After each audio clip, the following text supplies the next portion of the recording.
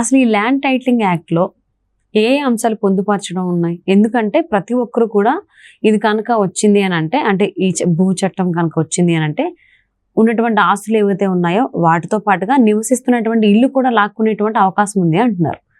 అంటే అసలు లోపల ఇన్నర్ గా ఏమున్నాయి అందులో పాయింట్స్? ఇప్పుడు దాని చట్టంలో ఉన్నటువంటి కొన్ని అంశాలు నేను కూడా పరిశీలించాను, పూర్తి స్థాయిలో చదువుతున్నాను ఇంకా. అయితే కొన్ని ప్రమాదకరమైనటువంటి అంశాలు దాంట్లో ఉన్నటువంటి వాటిని నేను పొందుపరుస్తాను. ఎందుకు దీన్ని నేను చెప్పదలుచుకున్నానంటే, అక్కడ ఉన్నటువంటి ప్రజల్లో మాకేం కాదు కదా, మాది వివాదంలో లేదు కదా, మాకేం కాదు కదా అని చాలా మంది అనుకుంటున్నారు. చాలా మిగతా వాళ్ళు ఏంటంటే మా డాక్యుమెంట్లు తీసేసుకుంటారు, ఒరిజినల్ డాక్యుమెంట్లు. అందరూ అక్కడ ఉండేటువంటి వాళ్ళందరూ అనుకునేది ఏంటంటే మా ఒరిజినల్ డాక్యుమెంట్స్ తీసేసుకుని ప్రభుత్వం దగ్గర పెట్టేసుకుంటారు. దాని బదులుగా ఒక టైటిలింగ్ ఇస్తారు, ఒక టైటిల్ ఇస్తారు. ఆ టైటిల్ మన దగ్గర ఉంటుంది కాబట్టి అది మనదే అవుతుంది కదా అనేటువంటి యాంగిల్లో కొంతమంది ఆలోచిస్తున్నారు. కారణం ఏంటంటే వైఎస్ఆర్ కాంగ్రెస్ పార్టీకి సంబంధించిన కరడు కట్టినటువంటి వాళ్ళు ఏదైతే ఉన్నారో, జగన్మోహన్ రెడ్డి ఏం చేసినా కానీ అది కరెక్టే అనిపించేటువంటి వాళ్ళు ఉంటారు, సహజంగా ఉంటారు. అలాగే తెలుగుదేశం పార్టీకి కూడా ఉంటారు. చంద్రబాబు నాయుడు ఏం చేసినా కానీ కరెక్ట్ అనేవాళ్ళు తెలుగుదేశం పార్టీకి కూడా ఉంటారు. వాళ్ళ గురించి నేను మాట్లాడట్లా, వాళ్ళ గురించి నేను విశ్లేషణ ఇవ్వదలుచుకోవట్లా. అసలు వాస్తవం ఏంది ఈ చట్టంలో ఉండేటువంటి అంశాలు అనేది నేను చెప్పదలుచుకున్నాను. వినేవాళ్ళు వింటారు, విన్న వాళ్ళు వాళ్ళ ఇష్టం విన్నారు.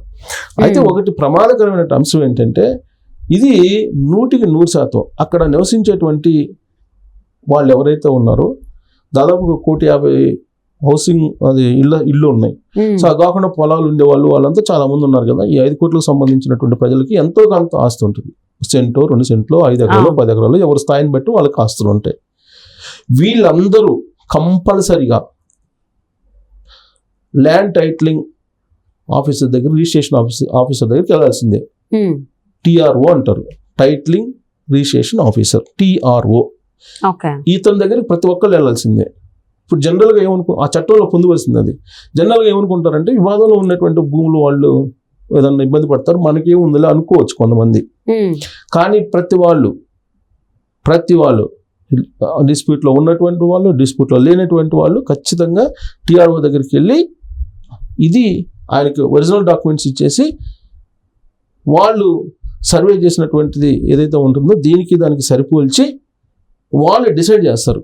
నీది ఎకరం 10 సెంట్లు ఉందా, ఎకరం 5 సెంట్లు ఉందా, ఎకరం 20 సెంట్లు ఉందా అనేది వాళ్ళు డిసైడ్ చేస్తారు. సో ఇది ప్రతి వాళ్ళు వెళ్ళాల్సిందే.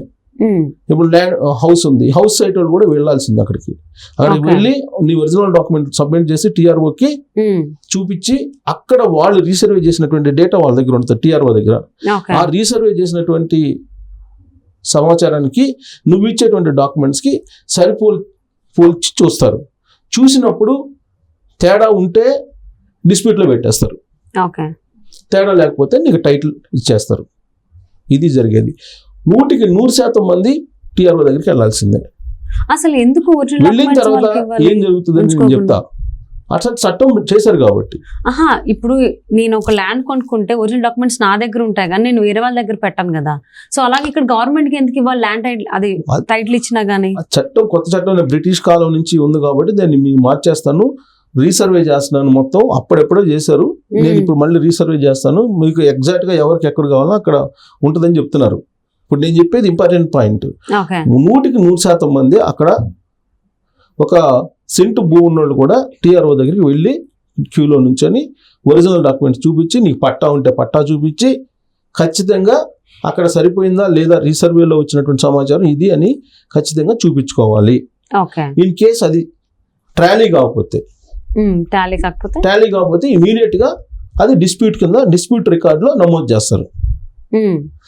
ఆ డిస్ప్యూట్ రికార్డులో నమోదు చేసిన తర్వాత దాని మీద ఎవరైనా అలిగేషన్ చేస్తే, సపోజ్ నా ఆస్తి అక్కడ రీసర్వేలో సరిపోలేదు, దాని మీద డిస్ప్యూట్ రికార్డు వేశారు, డిస్ప్యూట్ రికార్డులో నమోదు చేశారు.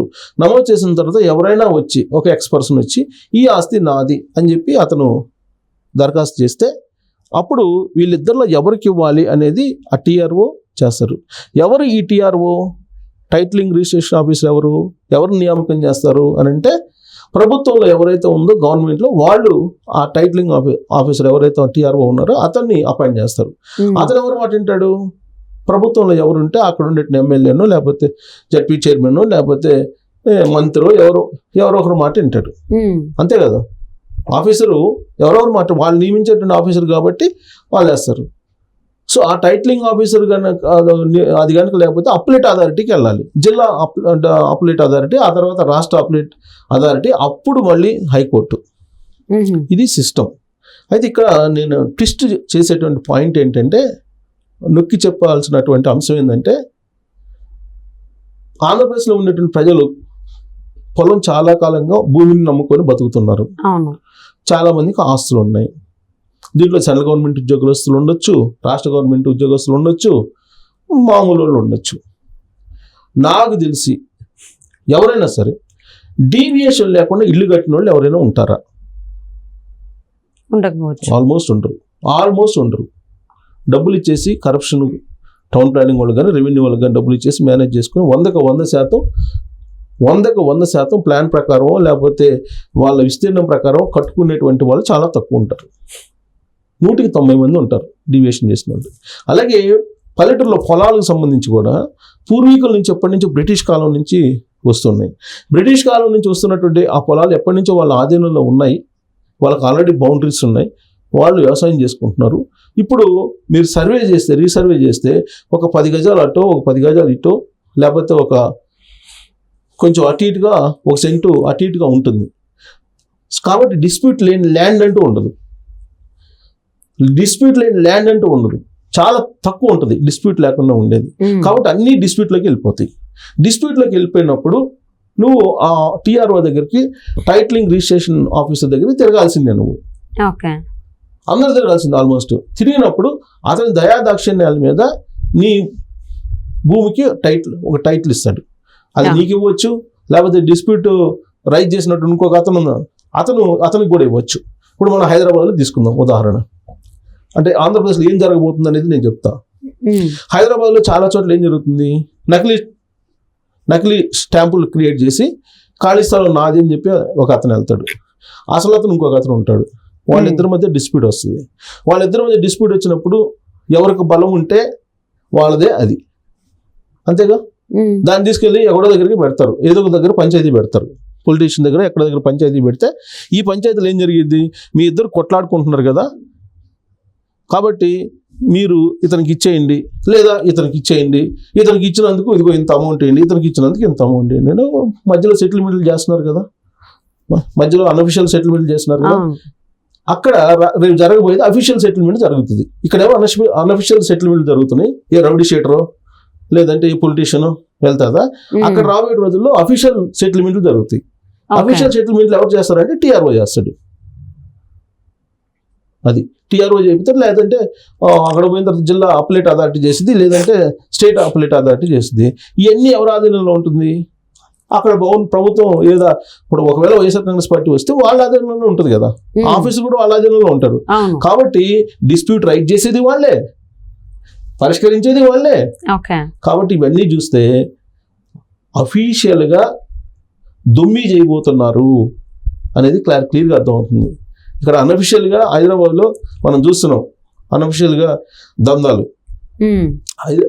ఆంధ్రప్రదేశ్లో అఫీషియల్ దందాలకి రూట్ వేయడానికి ఈ టైటిలింగ్ యాక్ట్ వస్తుంది.